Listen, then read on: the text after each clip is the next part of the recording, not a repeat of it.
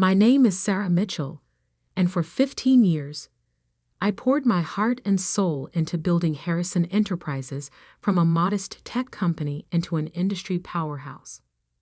When I started as a junior software developer, fresh out of college, old Mr. Harrison saw something in me that others missed. While most saw a quiet girl from a small town in Ohio, he recognized raw talent and determination. "You remind me of myself when I was younger," he told me during my first performance review. "Always thinking 3 steps ahead, always seeing possibilities others miss." Those words became my anchor through countless late nights, debugging code, marathon project meetings, and endless client presentations. Year after year, I climbed the ranks, from developer to team lead, then to project manager, and finally to chief technology officer. Every promotion was earned through sweat, innovation, and an unwavering dedication to the company's success. Under my leadership, our software division transformed from a struggling department into the company's main revenue generator. I pioneered our shift to cloud computing before our competitors even understood its potential. My team developed the proprietary algorithms that would eventually become our flagship product, Harrison Cloud. But everything changed when old Mr. Harrison had his stroke. I remember that day clearly. I was in the middle of a client meeting when my assistant burst in, face pale. "Mr. Harrison, hospital. It's serious." The next few weeks were a blur of hospital visits, emergency board meetings, and desperate attempts to keep the company running smoothly while our founder and CEO fought for his life. Then came Marcus Harrison, the prodigal son, rushing back from his extended finding himself tour of Europe to take the reins of his father's company. I had met Marcus a few times over the years, usually at company holiday parties where he'd make brief appearances before disappearing to whatever exotic location caught his fancy that month. From day one, Marcus made it clear he had different plans for Harrison Enterprises. "We need to modernize," he declared in his first board meeting, dismissing 15 years of steady growth and innovation with a wave of his manicured hand. "Everything's so old-fashioned here." I tried to be diplomatic. "Perhaps we should review the company's current trajectory and success metrics before making any drastic changes," I suggested, sliding over a folder containing our latest quarterly reports. Our cloud division alone has seen 300% growth in the past 2 years. Marcus didn't even glance at the numbers. "That's exactly what I'm talking about," he scoffed. "Cloud computing? That's yesterday's news. We need to be in blockchain, NFTs, the metaverse." Over the next 6 months, I watched in horror as Marcus systematically dismantled everything we had built. He hired a parade of flashy consultants, each with their own revolutionary vision for the company. Long-standing client relationships were neglected in favor of chasing trending tech buzzwords. Valuable team members were pushed out, replaced by Marcus's former classmates from business school. Through it all, I tried to maintain stability in my department. I worked double shifts to keep our core products running smoothly while simultaneously trying to implement Marcus's latest, visionary directives. But I could see the writing on the wall. The final confrontation came on a rainy Tuesday morning. I had just finished a presentation showing how Marcus's latest initiative, a luxury NFT marketplace for digital yacht ownership, had burned through millions in development costs without generating any revenue. "These numbers can't be right," Marcus snapped, his designer suit creasing as he leaned forward aggressively. "You're just too stuck in your old ways to see the potential." "The numbers don't lie, Marcus," I replied, keeping my voice steady. "We've lost 3 major clients this quarter alone. If we don't course correct, he cut me off, standing up so abruptly his chair toppled backward. "The only thing that needs correcting is you. You're the problem here, Sarah. You and your outdated thinking are holding this company back." I maintained my composure, even as I felt 15 years of dedication being crushed under the weight of his contempt. "I've given everything to this company, Marcus. Your father—" "My father isn't here anymore," he shouted, face reddening. "This is my company now, and I don't need some small-town nobody telling me how to run it. You're fired. Get out." The office fell silent. Dozens of faces turned away, pretending not to witness my humiliation. I slowly gathered my things, my mind already racing ahead to what needed to be done next. As I reached the door, Marcus couldn't resist one final jab. "Good luck finding another job at your age. Maybe try something more your speed, like teaching basic computer skills at the local library." I turned back, meeting his smug gaze with a calm smile that seemed to unnerve him slightly. "Thank you for the suggestion, Marcus, but I already have something lined up." What Marcus didn't know, what none of them knew, was that 5 years ago, I had started my own company on the side. Atlas Industries began as a small consulting firm, leveraging my expertise in cloud computing to help other companies modernize their infrastructure. While Harrison Enterprises had my loyalty during business hours, my nights and weekends were devoted to building something of my own. Those basic computer skills, Marcus mocked, had attracted an impressive client roster. Under the guidance of my carefully chosen CEO, who served as the public face of the company while I remained a silent owner, Atlas Industries had grown into one of the most respected names in enterprise cloud solutions. And tomorrow morning, Harrison Enterprises would be desperately pitching their services to Atlas Industries, unaware that the worthless employee they had just fired was actually the owner of the company they were trying to impress. As I drove home that evening, my phone buzzed with a message from my Atlas Industries CEO. "Everything's set for tomorrow's meeting. You sure you want to handle this personally?" I smiled, thinking of Marcus's smug face and what it would look like when he realized the truth. "Absolutely," I replied. I wouldn't miss this for the world. The Atlas Industries headquarters occupied the entire top floor of the city's most prestigious office building. Floor-to-ceiling windows offered breathtaking views of the skyline, while the minimalist decor spoke of quiet confidence rather than flashy excess. I stood in my private elevator, watching floor numbers tick upward, mentally preparing myself for what was about to unfold. "Good morning, Ms. Mitchell." My assistant Emma greeted me as I stepped out. After 5 years, she was one of the few who knew both sides of my life. The silent owner of Atlas Industries and the now former CTO of Harrison Enterprises. The Harrison team arrived 15 minutes ago. Mr. Marcus Harrison is quite vocal about the wait. I smiled, adjusting my tailored blazer. Gone was the intentionally understated wardrobe I'd worn at Harrison Enterprises. Today, I dressed the part of a CEO who could make or break a company's future. "How long have they been waiting?" 20 minutes, Emma replied, a hint of amusement in her voice. "Mr. Harrison has mentioned his important position approximately 7 times. Well, I checked my reflection in the brushed steel walls. Let's not keep them waiting any longer." The main conference room fell silent as I entered. Marcus stood at the head of the table, mid-rant about the disrespect of being kept waiting. His new VP of Sales, Derek, a former fraternity brother he'd hired to replace our veteran sales director, sat nearby, fumbling with presentation materials.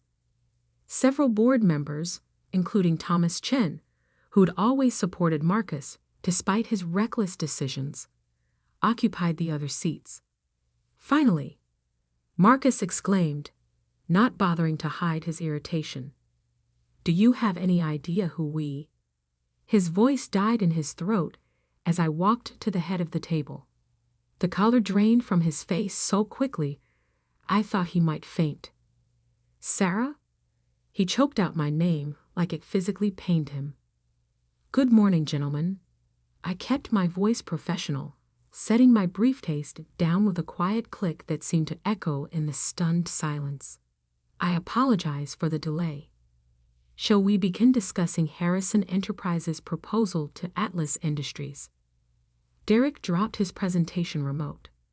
Thomas Chen's mouth opened and closed without producing sound. But Marcus looked like he'd seen a ghost. This is impossible, he stammered. You can't be. Where is Richard Stone? We're supposed to meet with the CEO of Atlas Industries. I sat down, nodding to Emma, who began distributing folders. Richard Stone is an excellent CEO, but he reports to me. I'm Sarah Mitchell, founder and owner of Atlas Industries. I paused, enjoying the way Marcus seemed to shrink with each word. Though you might remember me better as the small-town nobody you fired yesterday. The silence that followed was absolute. Marcus had gone from pale to ashen, his designer suit suddenly seeming like an ill-fitting costume. Derek was frantically flipping through the documents Emma had distributed, his sales bravado completely evaporated. This isn't possible, Marcus repeated weakly. Atlas Industries is $1 billion company. $1.7 billion as of last quarter's valuation, I corrected him. Though I suppose someone stuck in their old ways like me shouldn't brag about numbers. Thomas Chen found his voice first. Sarah, all these years, while you were our CTO, I built Atlas Industries in my spare time, I confirmed. Nights, weekends, vacation days, all while giving Harrison Enterprises my absolute best during working hours. Unlike some. I glanced at Marcus. I understand the value of hard work and loyalty. Marcus's face flushed red. If you own Atlas, why did you stay at Harrison Enterprises? Why work for us at all? Because your father believed in me, I said simply. He gave me a chance when no one else would. I wanted to honor that trust, help build his legacy. I stood up, walking slowly around the table. But you, Marcus, you took that legacy and treated it like a toy. You pushed out valuable employees, alienated loyal clients, and chased trending buzzwords instead of building sustainable growth. I stopped beside Marcus's chair. Yesterday, you told me to try teaching basic computer skills. Today, you're here because Harrison Enterprises is bleeding clients, burning through cash, and desperately needs Atlas Industries' help to survive. Ironic, isn't it? Marcus slumped in his chair, the full weight of his mistake finally hitting him. The client meetings you handled, the relationships you built, they're all moving to Atlas now, aren't they? I returned to my seat, opening one of the folders Emma had distributed. Not all of them. Only the ones who recognize the value of working with a company that puts their needs first. By my last count, that's about 60% of Harrison's major clients. You can't do this, Marcus protested, but his voice lacked conviction. It's not fair. Fair. I raised an eyebrow. Like how you treated the employees who built your father's company. Like how you dismissed 15 years of my dedication because you thought I was beneath you. I pulled out a document and slid it across the table. Here's what's going to happen. Atlas Industries is prepared to acquire Harrison Enterprises. The terms are non-negotiable. You can either accept our offer or watch as your father's company continues its decline under your leadership. You want to buy us out? Thomas Chen asked, already reaching for the document. Not quite, I corrected him. Atlas Industries will assume control of operations. Marcus will step down as CEO, effective immediately. The board will be restructured, and the company will return to the principles that made it successful under Mr. Harrison's leadership.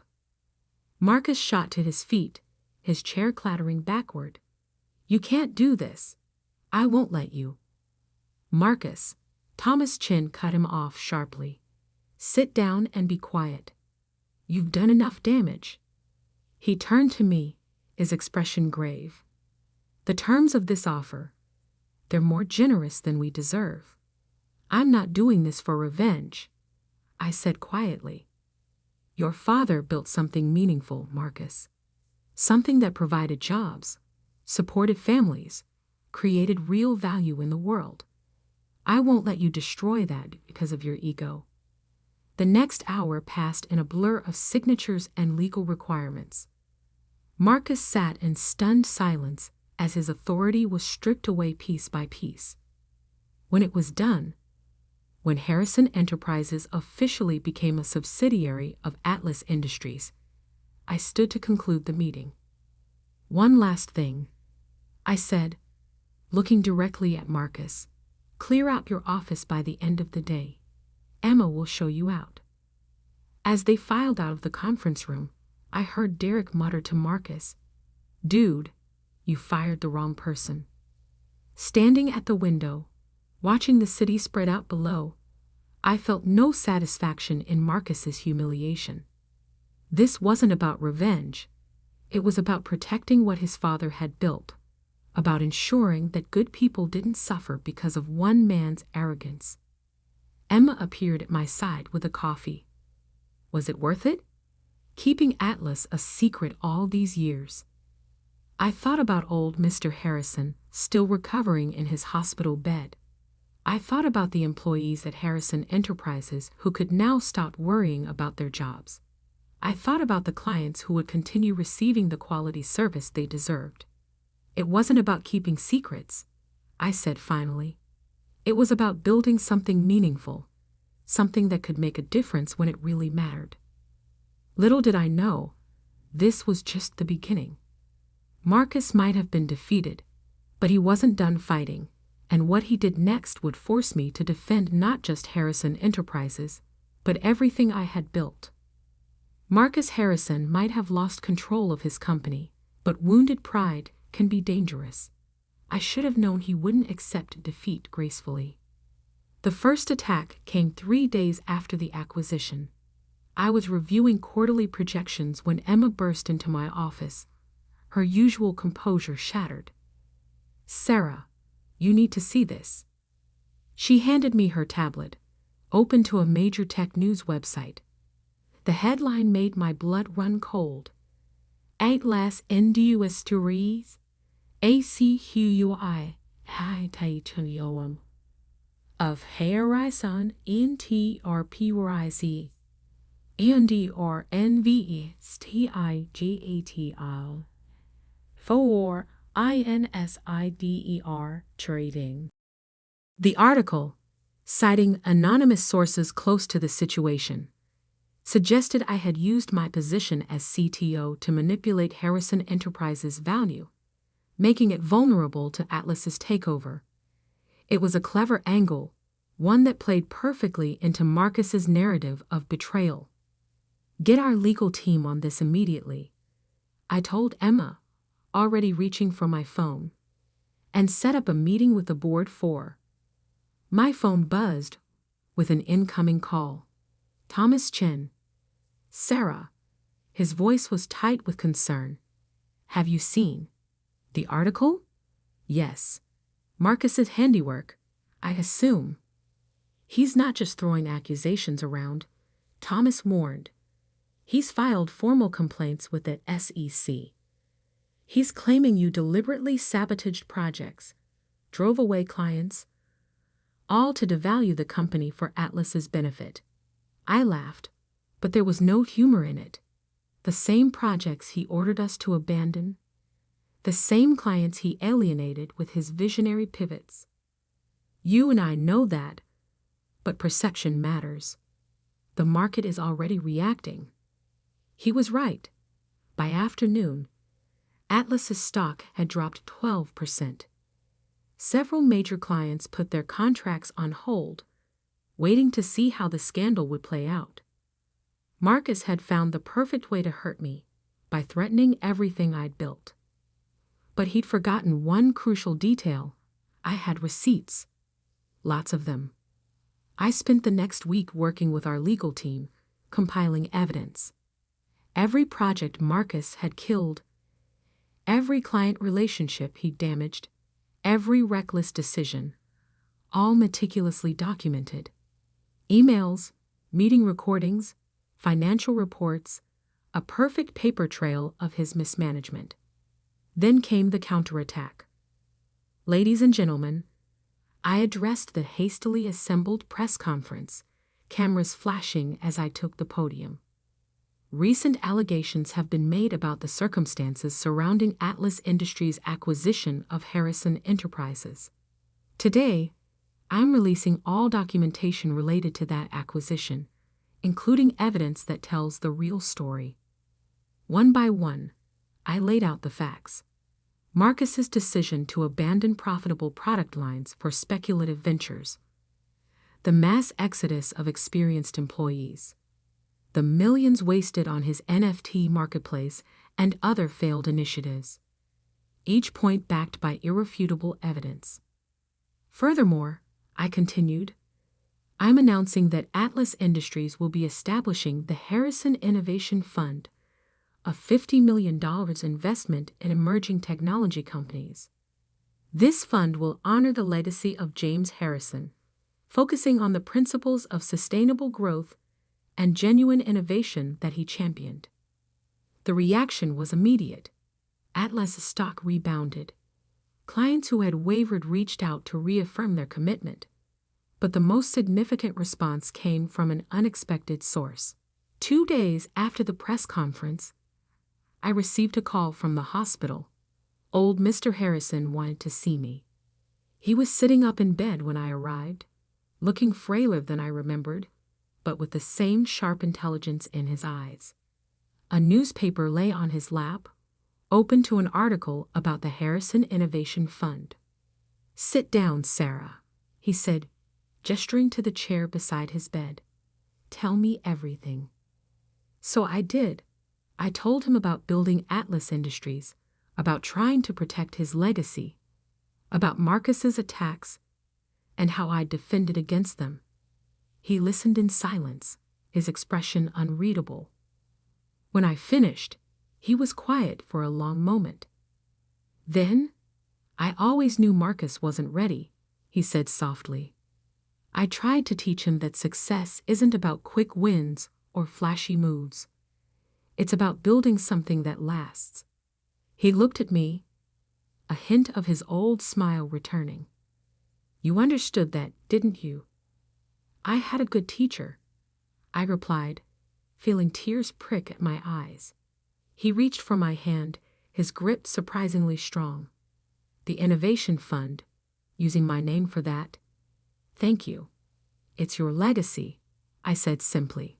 "It should help build more success stories." The next morning, Marcus made his final move.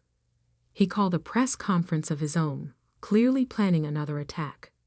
But before he could speak, his father was wheeled onto the stage. James Harrison took the microphone, his voice weak but clear. "I've watched recent events with great interest. My son claims his company was stolen from him. He's wrong. Harrison Enterprises wasn't stolen, it was saved. Saved by someone who understood its true value, who protected its legacy when others would have squandered it." The room erupted in camera flashes as Marcus stood frozen, watching his last attempt at revenge crumble. "Sarah Mitchell," Mr. Harrison continued, "has my full support and gratitude. The Harrison Innovation Fund she established proves what I've always known. She understands that true success isn't measured by quarterly profits or trending technologies, but by the positive impact we create in the world." Marcus left the stage without a word. It was the last time I saw him in person, though I heard he started a cryptocurrency venture in Miami that failed within 6 months. 1 year later, I stood in the newly renovated Harrison Enterprises lobby, now a division of Atlas Industries. The building had been modernized, but we kept the core elements that made it special, including the wall of employee photos that Mr. Harrison had always maintained. "Ms. Mitchell?" A young developer approached, clutching a laptop. "I had some ideas about improving our cloud infrastructure, if you have time to look." I smiled, remembering another young developer who'd once nervously pitched ideas to a CEO who took the time to listen. "Of course. Let's hear what you've got." The Harrison Innovation Fund has since helped launch dozens of successful startups. Old Mr. Harrison serves on its advisory board. His health improved enough for part-time work.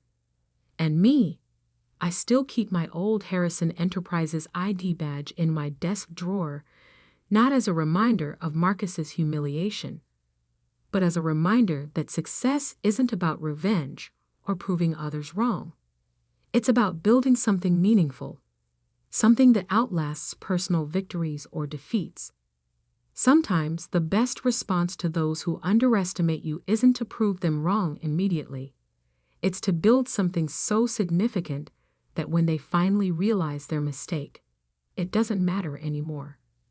As for that small-town nobody, Marcus once mocked, she now runs a technology empire worth billions. But more importantly, she's creating opportunities for other nobodies to prove their worth, just as old Mr. Harrison once did for her. Because in the end, that's what real success looks like, not tearing others down, but building others up. And that's a legacy worth protecting. My name is Alexandra Mitchell, and I learned early in life that some sisters aren't meant to be best friends. Sophia, my older sister by 3 years, made sure I understood that from the moment I could walk. Growing up, Sophia was always the star of the family. Straight A's, student body president, champion debater, she collected achievements like others collected stamps. Our parents' pride in her was matched only by their constant disappointment in me. Where Sophia excelled in public speaking, I preferred quiet research. While she dominated social circles, I spent hours in the library, studying patterns in law and business that others overlooked. "Why can't you be more like your sister?" became the soundtrack of my childhood, playing on repeat at every family dinner, every parent-teacher conference, every holiday gathering. But what no one knew, what Sophia never noticed through her veil of superiority, was that I was building something bigger than high school accolades or college acceptance letters. It started during my junior year of high school, while Sophia was celebrating her acceptance to Harvard Law School. I was quietly launching my first legal consulting business from my bedroom. Using online forums and anonymous profiles, I began connecting struggling law firms with the resources they needed to succeed. By the time I graduated high school, I had built a network of over 50 law firms that relied on my research and strategies. Of course, none of them knew they were working with a teenager. "I just don't understand you, Alexandra," my mother sighed at my high school graduation. "Sophia's going to Harvard, and you're taking a gap year to figure things out." What is there to figure out? I didn't tell them that my gap year was actually the first phase of my business expansion plan. I didn't mention that the modest savings account they thought I had was actually approaching 7 figures. And I certainly didn't reveal that 3 of the top law firms in Boston had already hired my consulting company, not knowing they would soon be working with their star student's little sister. Sophia thrived at Harvard, of course. Every holiday break brought new stories of her success, new reasons for our parents to beam with pride. Meanwhile, I built my empire in silence. When my parents pressed me about college, I enrolled in online business courses, letting them believe I was at least trying, while I orchestrated mergers and acquisitions through my growing network of shell companies. By the time Safi graduated from Harvard Law, I owned controlling interests in 7 major law firms across the East Coast. My company, Mitchell Strategic Solutions, had become the invisible force behind some of the most successful legal practices in the country. But on paper, I was just the quiet daughter who hadn't found her path yet. Everything changed the day Safia joined Preston and Hayes, one of Boston's most prestigious law firms. She didn't know that 6 months earlier, I had acquired it through a complex series of transactions. She walked into her first day of work, proud and confident, not realizing that her little sister was technically her boss. "You should see my office, Alex," she gloated during a family dinner.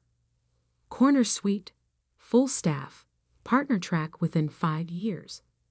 What are you doing these days? Still with that little consulting business?" I smiled and took a sip of wine. Something like that. The truth was, I was in the middle of the biggest acquisition of my career. Preston and Hayes was just the beginning. I was positioning myself to take over Blackwood International, the largest law firm conglomerate on the East Coast. The deal would make me one of the most powerful figures in the legal world, all before my 25th birthday. But Safia couldn't help herself. She had to maintain her position as the family success story. That's why, when I met James Walker at a charity gala, she tried to stake her claim. "He's from one of Boston's oldest families," she told our mother, loud enough for me to hear. "And he's looking for someone successful, accomplished. Not really your scene, Alex." What Safia didn't know was that James had met me 3 months earlier in my role as the CEO of Mitchell Strategic Solutions. He had been representing Blackwood International in the acquisition negotiations, not realizing that the powerful, elusive CEO he was dealing with was the same woman he was falling in love with. When James proposed 6 months later, Safia was livid. She had been dropping hints about her own interest in him, only to watch her underachieving sister snag one of Boston's most eligible bachelors. "It doesn't make sense," I overheard her telling our mother. "She's nobody in this city. She barely has a real job. Something's not right about this." The wedding planning became her obsession. She insisted on being my maid of honor, not out of sisterly love, but because it gave her access to every detail, every guest list, every moment she could use to dig into my life. What she discovered must have shocked her: the inconsistencies in my story, the mysterious meetings, the connections that someone with a little consulting business shouldn't have. She spent months gathering evidence, planning her moment of triumph. She chose our wedding day to spring her trap, not realizing she was walking into one of her own. The ceremony was perfect. Boston's historic Trinity Church filled with the city's elite, judges, lawyers, business leaders. Many of them were there for James, the respected attorney from an old Boston family. None of them knew that the bride owned most of their law firms. But as the minister asked if anyone objected to the union, Safia rose from her seat beside me, a wicked smile playing on her lips. Little did she know, I had been waiting for this moment. After all, some sisters aren't meant to be best friends. They're meant to be lessons in humility. If anyone knows any reason why these two should not be joined in matrimony, speak now or forever hold your peace. Those traditional words hung in the air of Trinity Church for just a moment before Safia stood up, her blue maid of honor dress rustling as she stepped forward. The smirk on her face told me she had been waiting for this moment. "Actually," she announced, her voice carrying through the stunned silence, "I have something to say." Our mother gasped. James squeezed my hand, but I remained calm. After all, I had prepared for this possibility. Before we continue this farce, Sophia declared, pulling out a folder from behind her bouquet, everyone here deserves to know the truth about Alexandra Mitchell. She opened the folder with dramatic flair. My sister has been lying to all of you. She's not the simple business consultant she claims to be. She's been operating under false pretenses, infiltrating law firms, manipulating her way into business deals. Murmurs rippled through the church. In the front row, our father's face had turned red with embarrassment.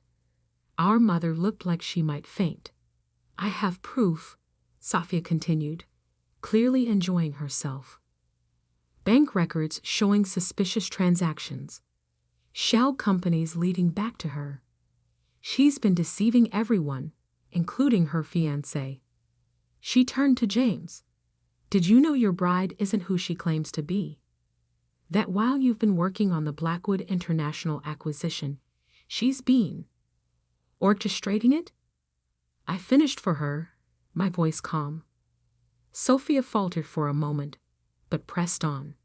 She's not qualified to run any of these companies. She never even went to law school. You're right, I said, standing up in my wedding dress. I never went to law school. I pulled out my phone and opened an email. I was too busy building an empire. With one tap, I sent the email I had prepared. Throughout the church, phones began buzzing as Boston's legal elite received the notification. Ladies and gentlemen, I announced, as of this moment, Mitchell Strategic Solutions has completed its acquisition of Blackwood International. This merger makes us the largest legal services corporation in New England. Sophia's face had gone pale. What are you talking about? I smiled. You're right about one thing, Sophia. I'm not a lawyer. I own the law firms, including Preston and Hayes, where you've been working for the past year. The folder slipped from her hands, papers scattering across the church floor. That's impossible. You're lying. Am I? I turned to the assembled guests. Judge Harrison, would you like to confirm who owns controlling interest in your firm? Or perhaps Mr. Blackwood himself would care to explain who he's been negotiating with for the past 6 months.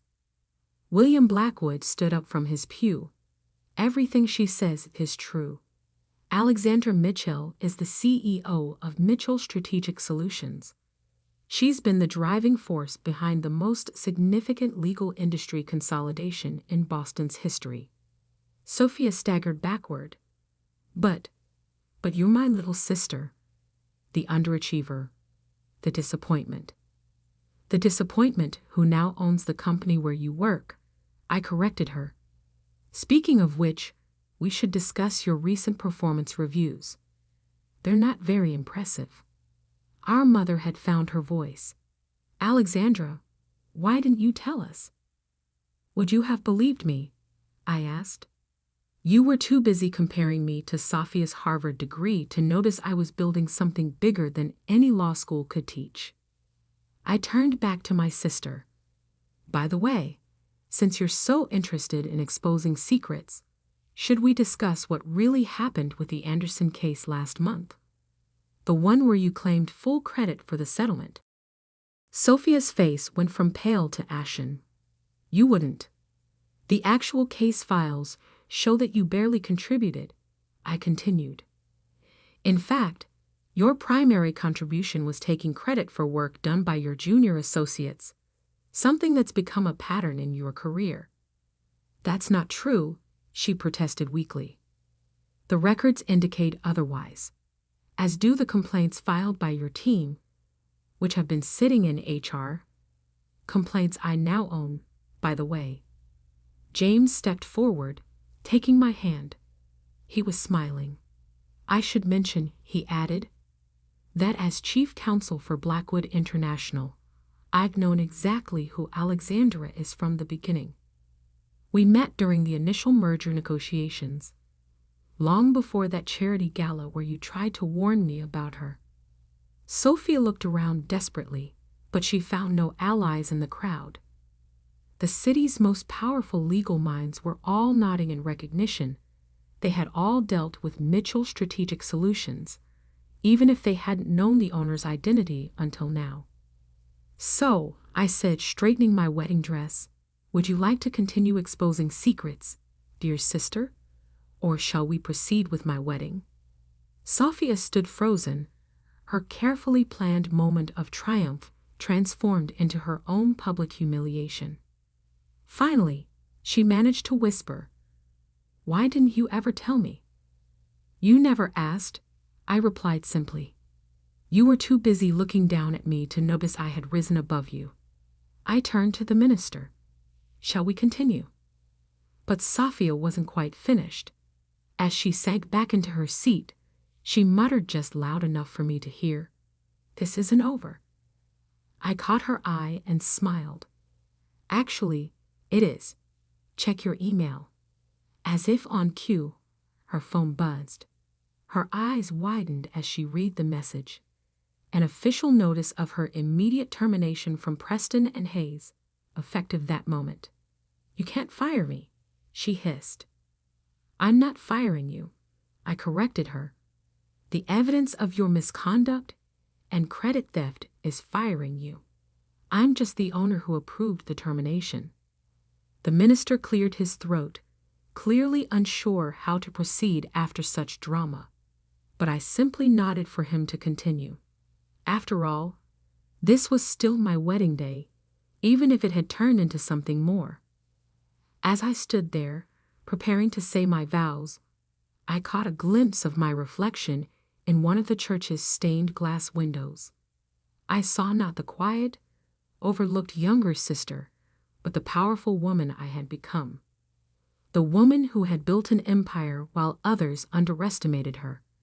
And as I looked at Sophia, now sitting humiliated in her maid of honor dress, I realized that sometimes the best revenge isn't just success.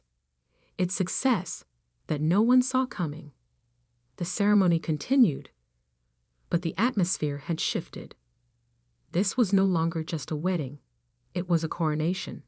My parents sat in stunned silence, processing the revelation that their underachieving daughter was actually one of the most powerful people in the room. As I said, "I do," I couldn't help but think how fitting it was that my wedding day had become the day I finally stepped out of the shadows. After all, what better way to start a new life than by revealing your true power? But even as I celebrated, I knew this was just the beginning. Sophia's words, "This isn't over," echoed in my mind. She had always been competitive, vindictive. She wouldn't take this humiliation lying down. What she didn't realize was that I was counting on that. The reception at the Boston Harbor Hotel should have been the perfect celebration. Instead, it became the battlefield for the next phase of Sophia's war against me. I was barely through my first dance with James when my phone buzzed with urgent messages. Sophia had gone straight from the church to the media, attempting to spin a story about corporate espionage and illegal business practices. Mitchell Strategic Solutions built through deception. Read the headline she had somehow managed to plant in an online business journal. Harvard graduate exposes sister's fraudulent empire. I smiled, showing the article to James. He raised an eyebrow. "She really doesn't know when to quit, does she?" "No," I replied. "She doesn't." But I was ready for this too. I nodded to Catherine, my chief of operations, who had been waiting discreetly by the bar. She immediately began making calls. Within an hour, every major news outlet in Boston received a comprehensive press package detailing Mitchell Strategic Solutions' completely legal rise to power, including all regulatory filings and compliance records. But Sophia wasn't done.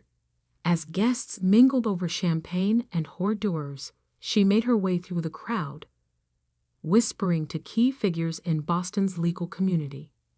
"Did you know she's been recording your private conversations?" I overheard her telling Judge Harrison. Every law firm she acquired, she gathered dirt on the partners first. What she didn't realize was that each person she approached had already received a message from me, warning them about her desperate attempts to salvage her reputation. The breaking point came when she approached William Blackwood himself. "Mr. Blackwood," she said, her voice carrying just enough to draw attention, "I have evidence that my sister blackmailed you into this merger. She threatened to expose your offshore accounts." The room fell silent. Blackwood looked at her for a long moment, then laughed. "Miss Mitchell, or should I say, former Attorney Mitchell, your sister never blackmailed me. In fact, she was the one who helped me legitimize those accounts last year, saving my company millions in potential fines. That's why I agreed to the merger." Sophia's face turned red. But the documents I found were decoys," I interrupted, walking over. "I knew you were searching my office at Preston and Hayes. Every secret document you discovered was placed there specifically for you to find." "That's impossible," she stammered. "The banking records, the shell companies, all legal, all traceable, all part of legitimate business operations," I explained calmly. "Did you really think I wouldn't protect myself against exactly this kind of attack?" Our parents, who had been watching this exchange with increasing discomfort, finally approached. "Sophia," our father said, his voice heavy with disappointment, "enough." But she wasn't finished. She pulled out her phone, hands shaking. "I still have proof. Recordings of your meetings, documents I copied." "Actually," James interjected, "you don't. As chief counsel of Blackwood International, I should inform you that removing confidential documents from Preston and Hayes constitutes a serious breach of contract, not to mention a violation of the Bar Association's ethics code." Sophia's face went pale. "You wouldn't dare report me to the bar." "I don't have to," I said softly. "Your own actions today, attempting to disrupt a legal merger with false allegations, stealing confidential documents, trying to manipulate the media, those actions require me to report you. As the owner of Preston and Hayes, I have a legal obligation to do so." "You're bluffing," she whispered, but her voice trembled. I pulled out my own phone and showed her the screen. "A formal complaint to the Massachusetts Bar Association, ready to be filed. Last chance, Sophia. Walk away now. Leave Boston.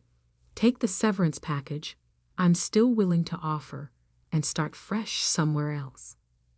"You're destroying my career," she protested. "No," our mother suddenly spoke up. "You did that yourself. All these years, you were so busy proving you were better than Alexandra that you never noticed she had actually become better than you." Sophia looked around the room, finally seeing the truth. The powerful people she had tried to turn against me were all nodding in agreement. Her attempted power play had backfired completely. "Fine," she spat. "You win. You've always been playing a longer game than me, haven't you?" "The difference is, I was playing to win," I replied. "You were just playing to make me lose." She turned and walked out of the reception, her blue dress disappearing into the Boston night. As the door closed behind her, I felt a strange mix of triumph and sadness. "Are you okay?" James asked softly. I squeezed his hand. "I am. It needed to end this way." Our parents approached, looking shell-shocked but proud. "We had no idea," my father said. "All these years. You saw what you expected to see," I replied. "Sophia was the star. I was the disappointment. It made it easier to build something extraordinary while everyone was looking the other way. The rest of the reception passed in a blur of congratulations and celebrations. But now people were celebrating more than just my marriage. They were celebrating the emergence of a new power in Boston's legal world. Later that night, as James and I prepared to leave for our honeymoon, I received one final email from Safia. "You've won," she wrote. "I'm moving to Chicago. But remember this, you taught me that appearances can be deceiving. One day, when you least expect it, I'll have built something of my own, and then we'll see who the real winner is." I showed the email to James. He looked concerned, but I just smiled. "Let her try," I said. "Building something real takes more than ambition and revenge. It takes patience, strategy, and the wisdom to know that true success isn't about beating others. It's about becoming the best version of yourself." 10 years later, I stood in my office at the top of the Mitchell Blackwood Tower, looking out over Boston's skyline. The empire I had built had grown beyond even my expectations. Safia had tried to start several ventures in Chicago, but each had failed because she was still focused on competing with me, rather than creating something meaningful. Our parents had finally learned to see me for who I was, not who they had assumed I would be. And James had become not just my husband, but my true partner, in business and in life. On my desk sat a framed photo from our wedding, the moment right after I revealed the truth about Mitchell Strategic Solutions. In it, I'm standing tall in my wedding dress, power and confidence radiating from my posture. Safia is in the background, her face a mask of shocked realization. It serves as a reminder that sometimes the quietest person in the room is the one you should watch most carefully. Because while some people spend their lives trying to prove their worth through words and showmanship, others build empires in silence. My phone buzzed. Another major law firm was ready to join our network. As I prepared for the meeting, I thought about how far I'd come from that overlooked younger sister. Sometimes the best revenge isn't just success. It's success so complete that it transcends revenge altogether. And sometimes the greatest triumph isn't in proving others wrong, but in proving yourself right. The empire I built wasn't just about showing up my sister or proving my worth to my parents. It was about creating something lasting, something meaningful, something that would outlive any family drama or personal vendetta. And as I sat down to sign the papers that would further expand my business empire, I couldn't help but smile. Because in the end, the quiet sister had roared the loudest, not through words, but through actions, not through competition, but through creation. That's the thing about true power. It doesn't need to announce itself. It simply is. And that's a lesson Safia never learned.